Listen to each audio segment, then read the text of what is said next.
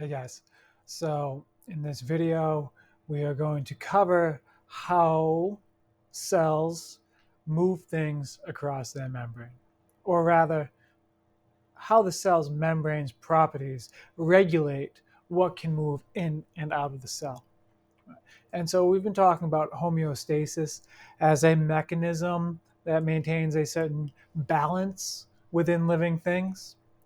And so if we look at an organism on the whole, they'll do things like adjust their body temperature to maintain a certain level. And so, as humans, if our body temperature rises, we will sweat, and that will decrease our body temperature. Right? We want our body to be around 98 degrees, and when that starts to fluctuate, we have mechanisms to regulate that. Right? So we have a stimulus, which is an increase in body temperature in this case, and then we have a response, which is to sweat to bring the body temperature back down. So this is an example of homeostasis on an organism level. We're going to shift our focus here to look at homeostasis on a cellular level, because our cells are what make us up.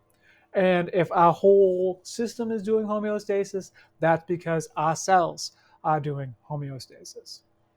Right? And so an example of this would be if I have a little cell and it has a certain level of sodium that it wants to have inside of it. If that sodium level gets too high, it has mechanisms, a response to bring that sodium level back down.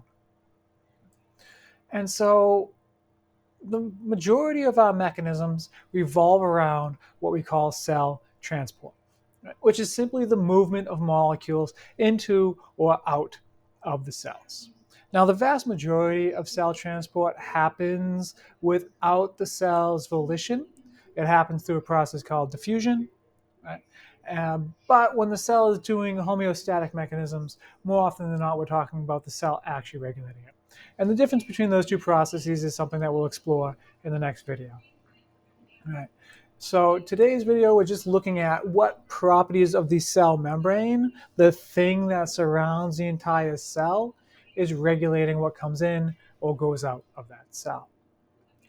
And so some molecules move in and out very easily without any resistance, whereas some molecules have a very difficult time getting in and out of the cell.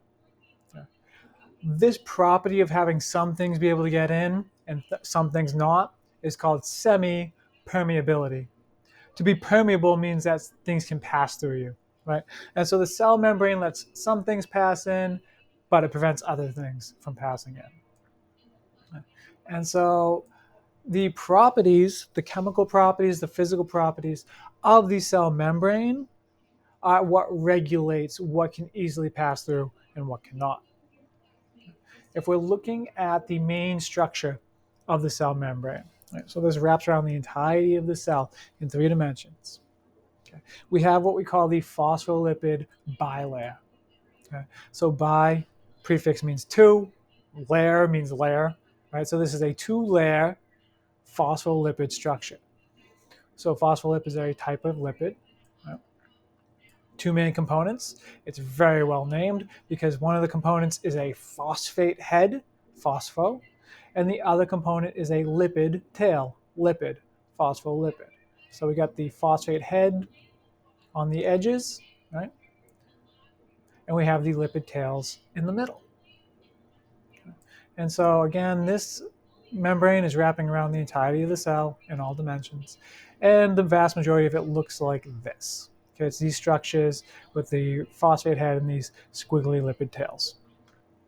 Okay, 2 layers. So we have the extracellular area and the intracellular area, and we got the phosphate layers in between. Okay. So if we look at the properties of the tails, right? So the squiggly part, they are lipids, which means they are non-polar. They do not like water. They do not mix well with water. The term for that is hydrophobic. Phobic meaning afraid of, right? Like a phobia. So they're phobic of water. They do not like water. More importantly, right, they do not like any polar molecules or any ionic molecules for that matter. Right? They do not like any molecules with any kind of charge. They repel them. They say, go away, bye. So the tails do not like polar molecules. They repel them. The heads are polar, okay? And that makes them hydrophilic. Philic means lover of, to love, right? Like if I'm a bibliophile, I love reading, I love books, right? And so hydrophilic means it loves water. It also attracts polar molecules, water being polar as well. Okay, so the heads of the phospholipid bilayer attract polar things, and the tails repel polar things. Important to remember for when we look at this next step. Okay, so here we have a diagram, a beautiful rendering that I've created for you. Okay. We have the phosphate heads in red because they are polar. We have the lipid tails in green because they are nonpolar, color-coded, yay. Okay.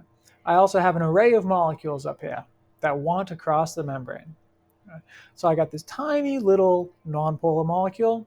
I got this tiny little polar molecule. I got this big old polar molecule and this big old nonpolar molecule. Right? And so if you're thinking about these guys trying to go through this little gap here, right, to go from one side to the other, this red one, the little one, fits in this gap. It fits there, right? But as soon as it gets to this region, the lipid tails, those lipid tails repel it. So it tries to go through and it gets repelled, pushed back out, right? Tries to go through, gets repelled, pushed back out. This little polar molecule cannot cross the membrane. I got my little nonpolar molecule, okay? Fits through the little gap because it's small enough. And in the green section, the nonpolar tails are cool with it. So it floats through, and pops out the other side. No problem. Okay. So the small nonpolar molecule can go through without issue. Okay.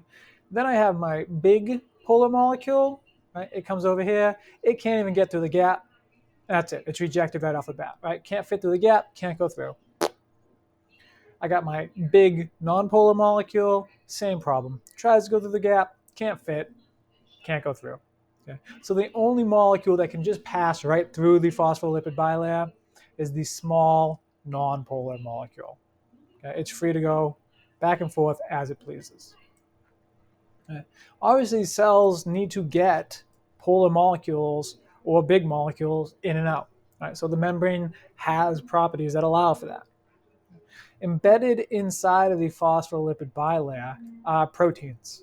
And one of those protein types is transmembrane. Trans meaning across, membrane meaning membrane, right? So it crosses the membrane. And they serve as protein channels, right? They're like tubes that molecules can go through.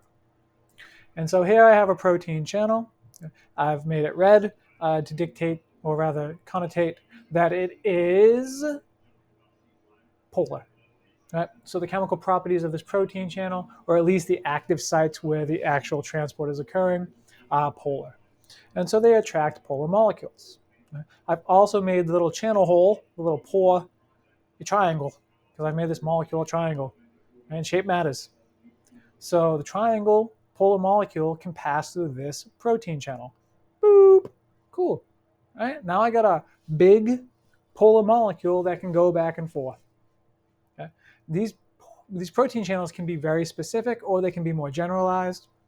And so this one might just do a very specific molecule, or it might do a whole family of molecules. Either way, the point is that it allows for molecules that could otherwise not pass through the channel to come on through. Okay? And so that's where we're going to end this little talk right here. So membranes around the cell are semi-permeable, meaning that some things can go in and some things cannot. And that is determined by the properties of the phospholipid bilayer. Right? Small nonpolar molecules can just cross right through it because they're small enough to fit between the gaps. And the nonpolar tails do not repel them. Right? So small nonpolar just go straight through. All of the molecules need to utilize protein channels to pass through the membrane. Cool? Bye.